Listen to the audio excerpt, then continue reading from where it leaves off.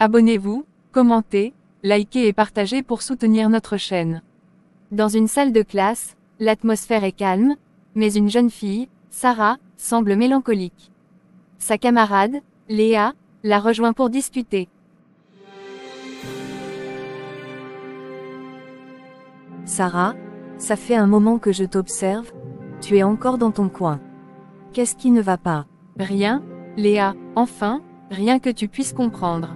Et c'est moi, je suis peut-être plus compréhensive que tu ne le penses. Parle-moi, s'il te plaît. Tu sais, Léa, parfois je me demande pourquoi la vie est si injuste. Regarde-toi, tu as une famille, une maison où tu te sens aimé. Et moi, je n'ai rien de tout ça, juste un lit dans un dortoir froid, entouré d'autres enfants qui pleurent la nuit. Tu veux dire, à l'orphelinat? Oui, depuis la mort de mes parents, c'est ma seule maison. Mais crois-moi, ça n'a rien d'un foyer. C'est juste un endroit où on nous entasse, où on nous nourrit parce qu'on n'a nulle part où aller. Sarah, je suis désolée. Je n'imaginais pas que c'était si difficile. Mais, les responsables là-bas, ils ne s'occupent pas bien de vous. Ils font ce qu'ils peuvent, je suppose. Mais comment une poignée d'adultes peut-elle donner de l'amour à des dizaines d'enfants en manque d'affection? Quand on a des vêtements, ils sont usés. Quand on mange, c'est toujours la même chose, du riz ou une soupe insipide. Et personne ne te demande si tu vas bien. Personne ne te prend dans ses bras quand tu pleures. Mais, tu dois bien avoir des moments de bonheur, Nord. Avec les autres enfants, par exemple. On essaie, on rit parfois, on joue, mais c'est un peu comme peindre un mur en ruine. Ça cache les fissures, mais ça ne les répare pas. On sait qu'à la fin de la journée, on retourne dans ce dortoir sombre. Pas de câlin avant de dormir, pas d'histoire racontée au bord du lit.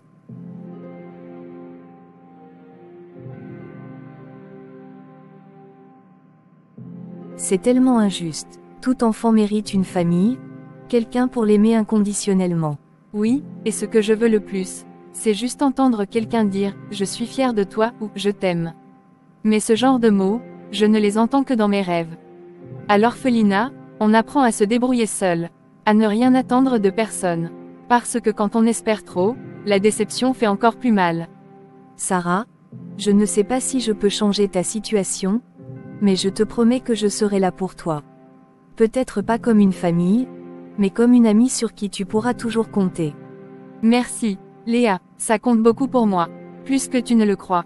Et qui sait, un jour, peut-être, les choses changeront pour toi. Tu mérites tellement mieux. Merci, Léa, ton amitié me donne un peu d'espoir. Et ça, c'est déjà beaucoup. Sarah et Léa discutent dans l'arrêt-bus à la sortie des classes. Léa, assise sur le banc de l'arrêt-bus, fixe le sol d'un air pensif. Sarah, son amie proche, s'approche et s'assoit également. Pourquoi tu fais cette tête? Ça ne te ressemble pas d'être si silencieuse. Je réfléchissais à l'adoption. L'adoption, pourquoi? Quelqu'un t'a dit quelque chose? Non, pas vraiment, mais tu sais, j'ai vu une famille visiter l'orphelinat ce matin. Ils semblaient tellement gentils, j'ai entendu dire qu'ils cherchent une fille à adopter, j'aimerais tellement que ce soit moi. Ah, je vois, c'est normal de penser à ça. Mais tu sais, Sarah, toutes les familles ne sont pas comme on l'imagine. Parfois, ça peut être bien, mais ça peut aussi être compliqué. Oui, je comprends, mais regarde-moi, Léa, je n'ai personne, je rêve souvent d'avoir une maman qui me serre dans ses bras. Ou un papa qui me protège. Bien sûr que j'y pense parfois, mais je me suis aussi fait une raison.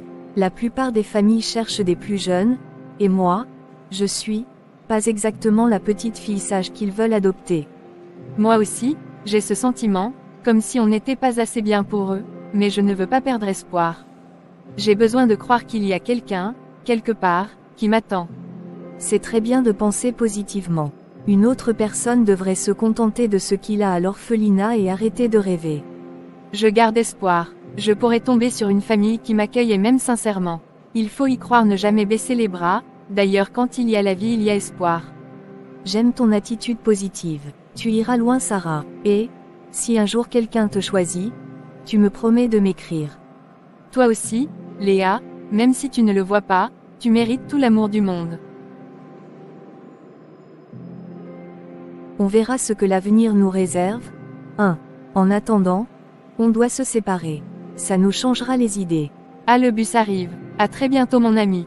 Je te souhaite de passer une merveilleuse journée. Bonne fin de journée ma meilleure amie, que le Seigneur te bénisse. Il est temps qu'il pense un peu à toi, à ta situation, et te sorte de l'enfer que tu vis actuellement. Dans un orphelinat calme et bien entretenu, la directrice, Madame Lemoine, est assise dans son bureau avec des dossiers devant elle.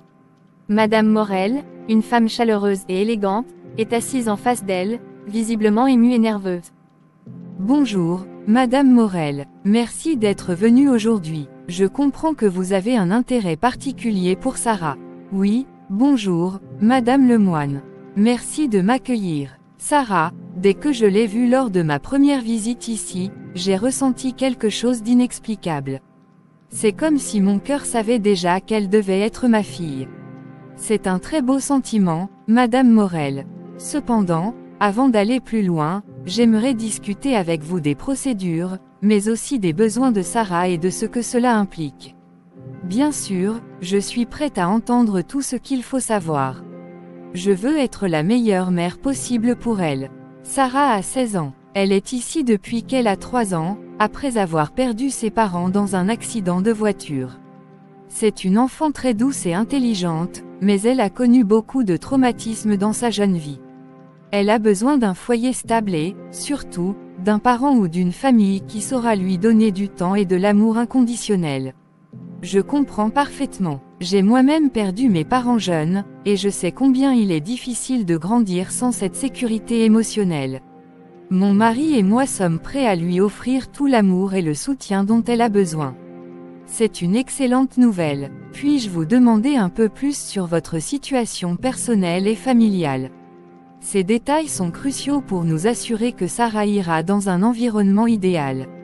Bien sûr, mon mari et moi sommes mariés depuis 15 ans. Nous n'avons pas d'enfants biologiques, mais nous avons toujours eu ce projet d'adoption.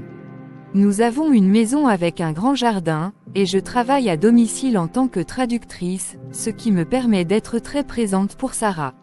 Mon mari, quant à lui, est professeur de mathématiques dans un lycée. Nous avons aussi une communauté très soudée et des amis qui soutiennent cette décision. Cela semble être un environnement très propice pour Sarah. Vous avez mentionné que vous n'avez pas d'enfant biologique. Pensez-vous que cette adoption sera un défi émotionnel pour vous, sachant que Sarah viendra avec son propre bagage émotionnel? Nous en avons beaucoup parlé, mon mari et moi. Nous savons que l'adoption n'est pas un conte de fées, que cela demandera de la patience, de l'écoute et parfois des sacrifices. Mais nous sommes convaincus que l'amour peut surmonter beaucoup de choses. Et nous sommes prêts à consulter un professionnel si Sarah ou nous avons besoin d'aide pour gérer cette transition.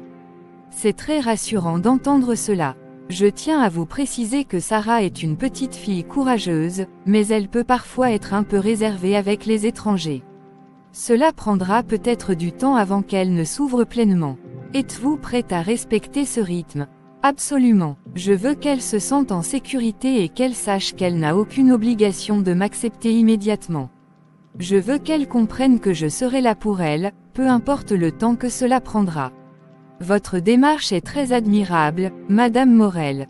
La prochaine étape serait de permettre à Sarah de passer un peu de temps avec vous et votre mari pour qu'elle puisse vous connaître.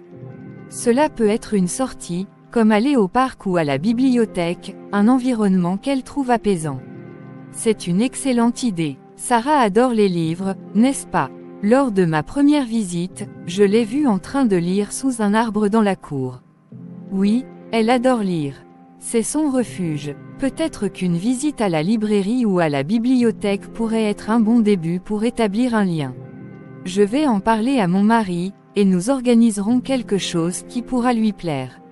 Je veux qu'elle se sente en confiance avec nous. Très bien. Sachez que ce processus prendra encore un peu de temps, car nous devons nous assurer que toutes les procédures légales et administratives soient respectées. Mais je crois sincèrement que Sarah pourrait s'épanouir dans votre foyer. Merci, Madame Lemoine. Cela signifie beaucoup pour moi. Sarah mérite le meilleur, et je ferai tout pour lui offrir une vie remplie d'amour et de stabilité. Je suis sûre que vous ferez une excellente mère. Je vais informer Sarah de votre visite, et nous organiserons une rencontre prochainement. Merci infiniment. J'ai hâte de la revoir. À bientôt, Madame Morel.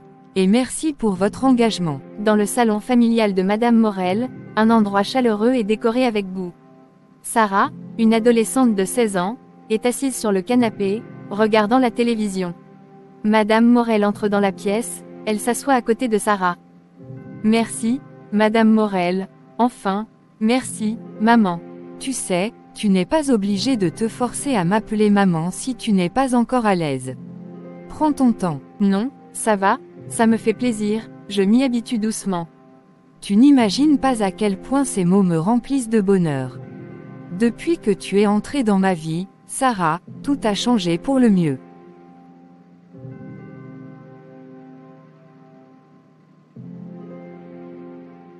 Vraiment, vous êtes sérieuse? Bien sûr que je suis sérieuse. Tu sais, pendant des années, j'ai ressenti un vide. J'avais tout, matériellement parlant, mais mon cœur, il manquait quelque chose. Je voulais partager mon amour, offrir une famille à quelqu'un qui en avait besoin. Et vous avez pensé à moi? Dès la première fois que je t'ai vue, à l'orphelinat, ton regard m'a touchée. Tu avais cette étincelle de vie malgré tout ce que tu avais traversé. Je savais que tu étais spéciale. Mais je n'étais pas toujours facile à gérer au début. Oui, c'est vrai, tu as ton petit caractère. Mais qui n'en a pas? Tu avais le droit d'être méfiante, Sarah. C'est normal quand on a été blessé. Pourtant, chaque jour, tu m'as montré un peu plus de toi, de ta sensibilité, de ta générosité. Vous n'avez jamais baissé les bras. Parce que tu en valais la peine, ma chérie. Regarde où on en est aujourd'hui. Je suis tellement fière de toi. Tu as grandi, tu es courageuse, intelligente, et surtout, tu as un cœur énorme. Je n'arrive pas à croire que quelqu'un puisse m'aimer autant. Oh, mais je t'aime, Sarah. Tu es ma fille, dans mon cœur, dans mon âme. Peu importe que tu ne sois pas de mon sang. L'amour, le vrai, ne se limite pas à des liens biologiques. Moi aussi, je vous aime. Enfin, je t'aime, maman. Oh, ma chérie, ces mots, tu viens de m'offrir le plus beau cadeau que je pouvais espérer. Merci, merci pour tout. C'est moi qui te remercie, Sarah. Tu as rempli ma vie d'amour et de sens. Et sache une chose, peu importe ce qui arrivera, je serai toujours là pour toi. Toujours, toujours. Jacques, seul, s'assoit dans un fauteuil, le regard perdu dans le vide. Il commence à parler à voix haute, comme pour se confier à lui-même. Qu'est-ce qui m'arrive, Seigneur? Pourquoi ces pensées ne me quittent-elles pas? Pourquoi ce trouble à chaque fois que je la vois entrer dans une pièce? Ce n'est pas normal. Non, ce n'est pas normal. Elle est ma fille. Ma fille adoptive, certes, mais ma fille tout de même. Alors pourquoi mon cœur s'emballe-t-il ainsi? Pourquoi ces battements que je n'avais plus ressentis depuis des années? Elle est belle, oui, c'est vrai. Mais ce n'est pas qu'une question de beauté. Il y a quelque chose dans son regard, une douceur, une lumière, une profondeur. C'est comme si elle comprenait mes silences, mes doutes, mes peurs, mieux que quiconque. Comme si elle était entrée dans mon âme sans que je m'en rende compte. Et maintenant, je me sens vulnérable. C'est absurde, complètement absurde. J'ai été celui qui l'a accueillie quand elle n'était qu'une enfant, perdue, fragile. J'étais là pour la protéger, pour l'élever, pour être ce pilier qu'elle n'avait jamais eu. Mais aujourd'hui, c'est comme si les rôles s'étaient inversés. Comme si c'était elle qui tenait la force que je cherche. Je ne peux pas, non, je ne dois pas. Ce serait immoral, indécent, inacceptable. Mais alors, pourquoi cette voix dans ma tête ne se tait-elle pas? Pourquoi ce désir de la voir, de lui parler, de simplement exister près d'elle devient-il si envahissant? Et si ce n'était pas qu'un simple trouble passager? Si ce que je ressens est plus profond, plus réel que tout ce que j'ai connu? Non, Jacques, reprends-toi. Ce chemin est interdit. Tu ne peux pas, tu ne dois pas. Mais si c'était ça, l'amour, le vrai, le genre d'amour qu'on ne choisit pas, qu'on ne contrôle pas, qui s'impose à vous comme une évidence. Je vais faire ce qu'il faut. M'éloigner si nécessaire, me taire à tout jamais. Parce qu'au fond, ce qui compte, ce n'est pas ce que je ressens. C'est elle, son bonheur, sa liberté, sa paix. Sarah, une jeune femme adoptée, vit chez ses parents adoptifs, qui l'ont élevée avec soin et affection. Cependant, elle commence à remarquer des comportements troublants de la part de son père adoptif, Jacques. Ce soir-là, sa mère, Clara, est absente, et Jacques en profite pour lui faire des avances. Voici leur dialogue. Alors, Sarah, tu ne sors pas ce soir. Une jolie jeune femme comme toi devrait être dehors, entourée d'admirateurs. Non, je préfère rester tranquille ce soir. J'ai eu une longue journée. C'est dommage. Une jeune femme comme toi devrait profiter de sa jeunesse. Tu es vraiment magnifique, tu sais. Merci, Jacques, papa, mais, je suis bien ici, je cherche à préparer le dîner avant que Madame Morel. Maman, ne rentre. Tu sais, tu n'es plus une petite fille. Tu es devenue une femme vraiment attirante. Jacques, je crois que ce que tu dis dépasse les limites. Oh, allez, Sarah. Ne fais pas semblant de ne pas comprendre. Tu as sûrement remarqué que tu as un effet sur les hommes, non? Jacques, je pense que tu devrais arrêter.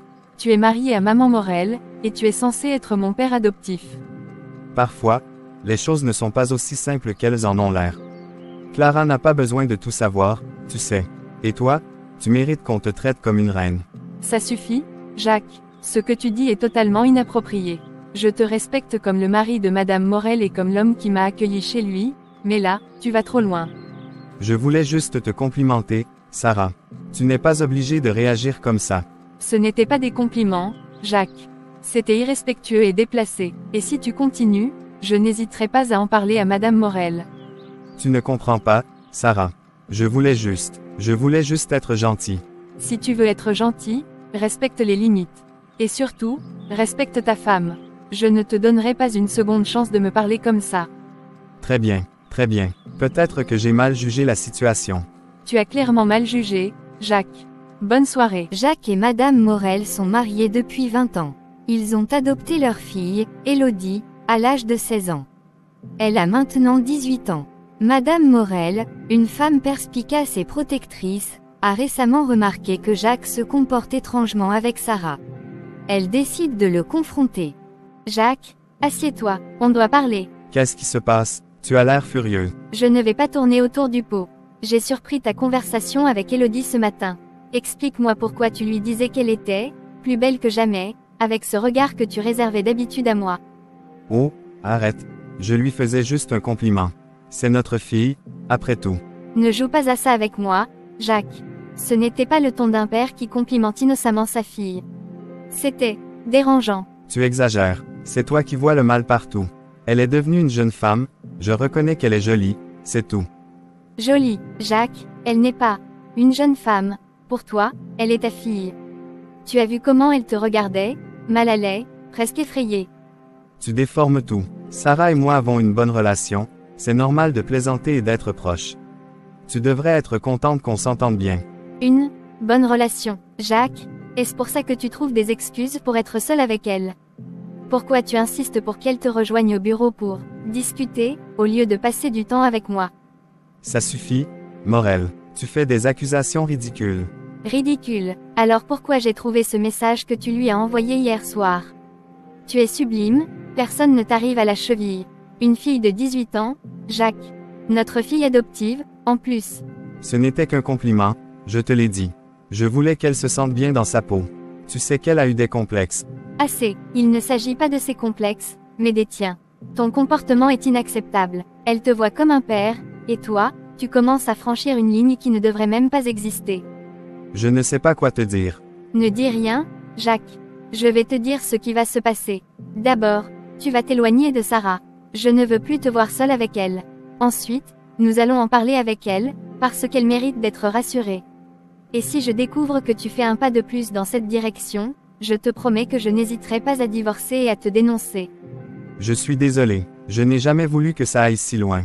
Ne me dis pas que tu es désolé, Jacques. Montre-le. Parce qu'à partir de maintenant, je vais tout surveiller. Sarah mérite un père, pas un homme qui confond ses rôles. D'accord, je vais changer ma manière de procéder avec elle. Pour ton bien, j'espère que tu dis vrai. Mais sache une chose, je ne te pardonnerai pas si tu recommences.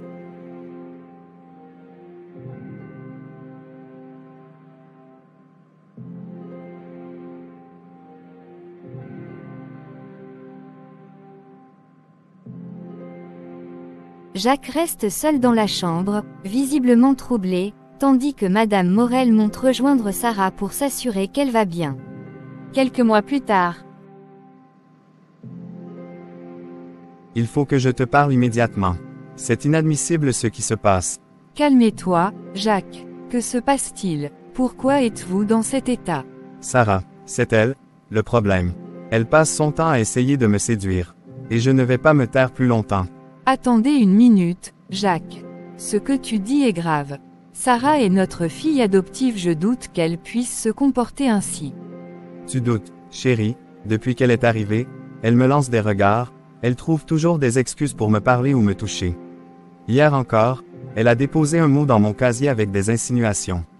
Un mot, dis-tu, et qu'est-ce qu'il disait? Elle a écrit, « Jacques, j'aimerais qu'on se voie en dehors de la maison. J'ai l'impression qu'il y a une connexion entre nous. Tu appelles sa relation familiale? » Effectivement, ce n'est pas anodin. Mais cela ne prouve pas qu'elle cherche à te séduire de manière malsaine. Tu es sérieux, et les compliments incessants qu'elle me fait devant tout le monde. Ces excuses ridicules pour venir dans mon bureau. Elle essaie clairement de me mettre dans une situation compromettante. Je vais parler à Sarah pour clarifier la situation. Mais je veux être sûr que tu ne montes pas cela en épingle parce que tu as mal interprété ses intentions. Mal interprété, tu insinues que c'est moi le problème. C'est facile à dire, mais je ne suis pas le genre à inventer ce genre de choses, madame ma chérie. Mais je dois entendre les deux versions avant de juger. Sarah a toujours été irréprochable dans son travail. Laissez-moi gérer ça. Eh bien, fais-le rapidement, parce que je ne vais pas rester là à me faire harceler. Si rien ne change, je me verrai obligé de procéder d'une autre manière. Très bien, je te remercie de m'avoir alerté. Je vais convoquer Sarah dès maintenant. Mais en attendant, je te demande de rester calme et de ne pas aggraver la situation. Dans le sac de la cuisine de la maison familiale, Morel, furieuse, entre brusquement dans la pièce où se trouve Sarah, sa fille adoptive. Sarah, j'ai besoin qu'on parle tout de suite. Bien sûr, maman, qu'est-ce qui se passe? Ne fais pas l'innocente. Tu sais très bien de quoi je parle. Non, je ne vois pas. Explique-moi, s'il te plaît. Arrête de jouer la comédie, Sarah. J'ai vu comment tu te comportes avec Jacques. Tes sourires, tes regards, tes petites attentions. Tu crois que ça m'a échappé? Quoi, tu penses que je séduis Jacques? Ton mari, mais c'est absurde. Absurde. Alors explique-moi pourquoi, quand il est là, tu es toujours collé à lui. Pourquoi tu ris à ses blagues même quand elles ne sont pas drôles? Et pourquoi il semble te regarder d'une manière étrange ces derniers temps? Maman, tu te fais des idées. Jacques est comme un père pour moi. Jamais je ne penserai à lui de cette façon. Comme un père, vraiment.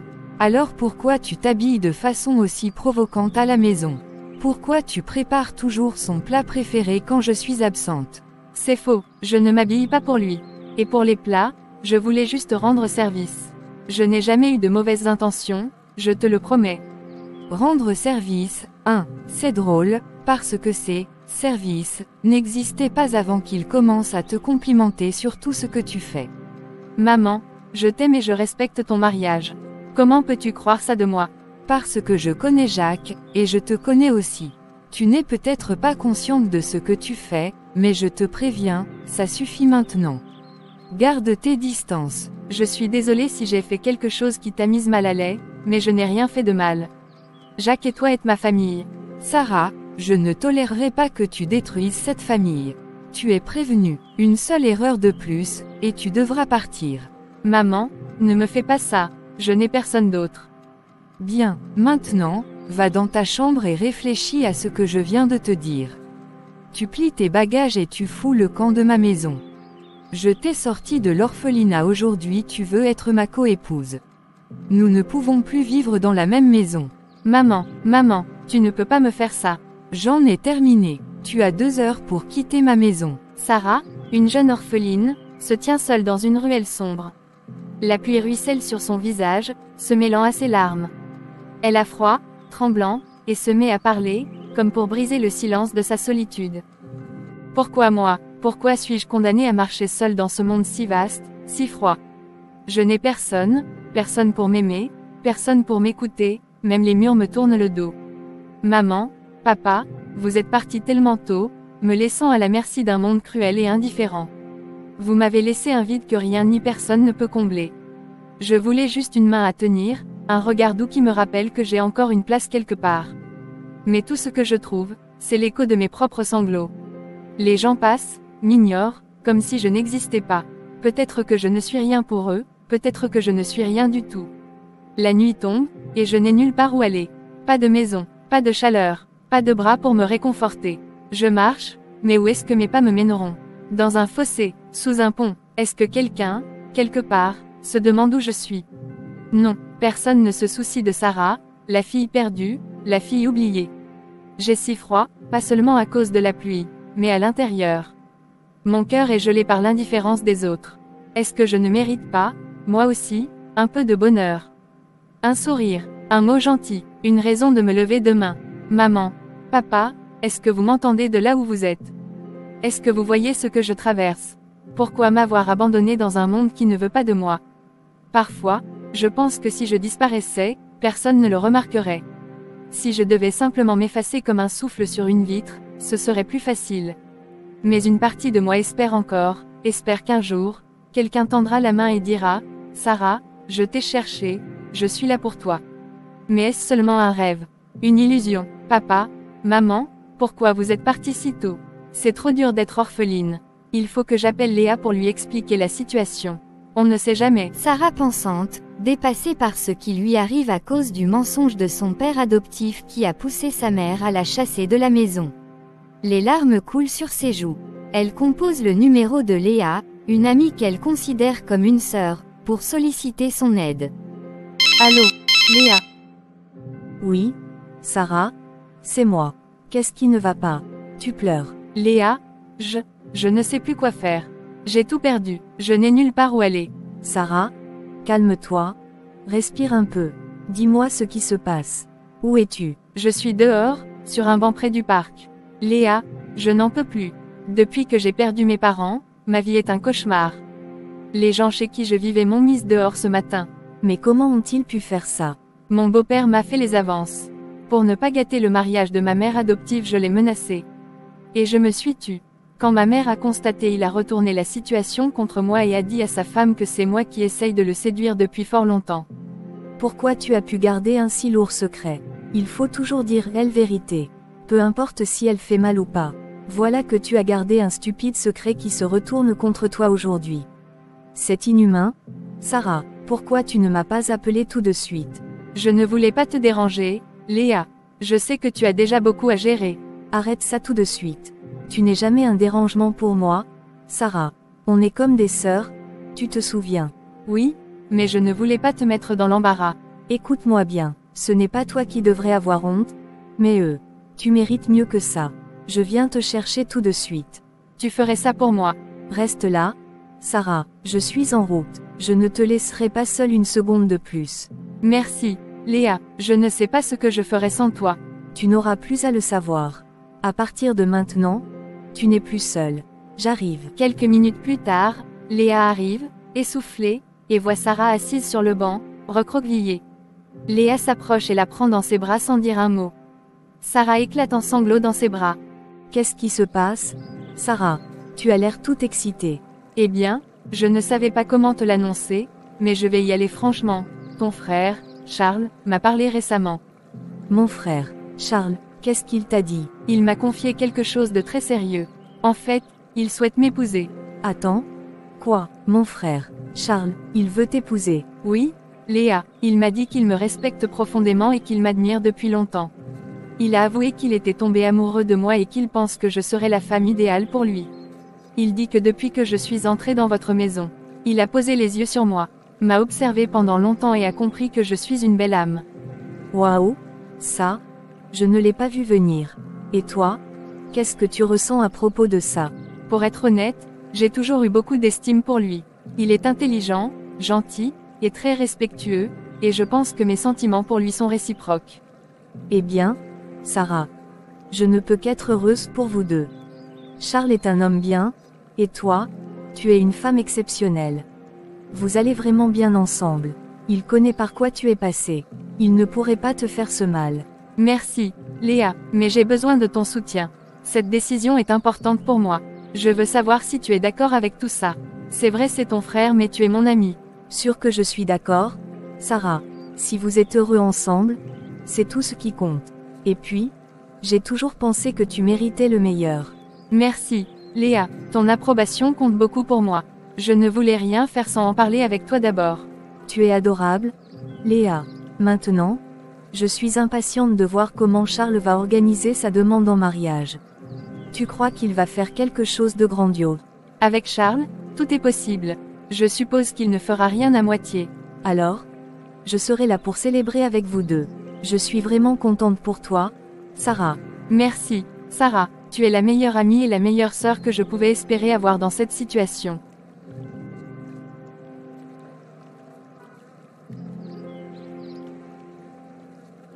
Sarah et Charles sont allés s'installer au Canada et ont eu 2 enfants. Et ils sont très heureux dans leur vie. Aucune chose n'est éternelle. Chaque chose a un début et une fin. La souffrance de Sarah s'est transformée en bénédiction. Le Seigneur n'oublie personne. Tant qu'il y a la vie, il y a espoir.